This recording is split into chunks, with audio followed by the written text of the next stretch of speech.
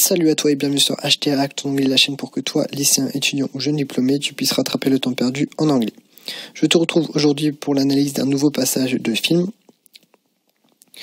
Bon, là, comme hier, c'est l'extrait du livre, mais dans le film, c'est à peu près la même chose de toute façon. C'est toujours Harry Potter 7, et là, on est au moment où on croit qu'Harry Potter est mort. Il y a la mère de Malfoy qui s'approche de lui, et donc dans le livre, ça donne « He's dead ».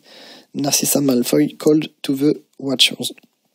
Donc sur Facebook ce matin je t'ai mis un petit point sur dead, death et to die.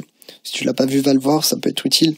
Donc je sais que c'est pas forcément gay comme sujet, mais c'est des points de vocabulaire à connaître entre la différence entre le verbe, le nom et l'adjectif.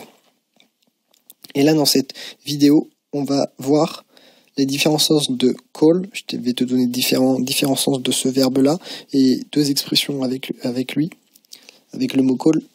Ici, on en a un, call to the watchers. Donc, dans ce sens-là, dans cette phrase-là, call veut dire s'exclamer, crier à. Ensuite, là, je t'en ai mis d'autres. On a to call back, rappeler, dans le sens redonner un coup de téléphone à quelqu'un qui nous a appelé avant. I will call you back as soon as possible. Je vous rappellerai dès que possible. Ensuite, on a to call off, qui signifie annuler. I missed my plane and I had to call off the meeting. J'ai raté mon avion et j'ai dû annuler la réunion. Alors, petite précision, parce que call off, c'est donc du coup un synonyme de to cancel, qui signifie annuler également. Mais il y a une petite nuance de sens entre les deux. Tu vas utiliser call off quand tu annules quelque chose qui a été prévu initialement, donc un événement, souvent on utilise ça pour les événements sportifs notamment, tu vas utiliser ça quand ça a été prévu, que tu as été obligé de l'annuler à cause du mauvais temps ou à cause d'un événement indépendant de ta volonté, alors que tu vas utiliser to cancel pour annuler une réservation que tu as faite, ou un abonnement ou une réservation à des vacances par exemple. Donc voilà, ne confonds pas les deux, mais les deux ont la plupart du temps un sens proche. Et les deux veulent dire annuler. Ensuite, je t'ai mis deux expressions avec call. Donc il y en a une sûrement que tu connais. Give me a call, appelle-moi. Et l'autre, je l'ai mis sur Facebook une journée en expression.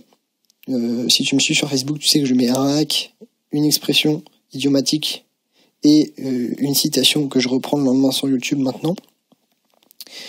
Et je t'avais mis It was a close call, et donc là je la reprends. Ça veut dire on l'a échappé belle, il s'en est fallu de peu. Donc quand s'il s'est passé quelque chose et que, je sais pas, t'as eu peur que ça se passe et au final tu dis bah on l'a échappé belle, on a eu chaud quoi, en fait c'est ça le sens. Donc voilà, j'ai fini avec cette vidéo. Si tu as des questions, n'hésite pas à me contacter comme d'habitude. N'hésite pas à t'abonner à cette chaîne, n'hésite pas à aller voir ma page Facebook et comme je dis à chaque fois, n'hésite pas à travailler ton anglais quotidiennement parce que c'est la seule façon pour toi de progresser et de t'améliorer en anglais. En attendant, moi je te dis à demain pour une nouvelle vidéo et je te souhaite une excellente journée.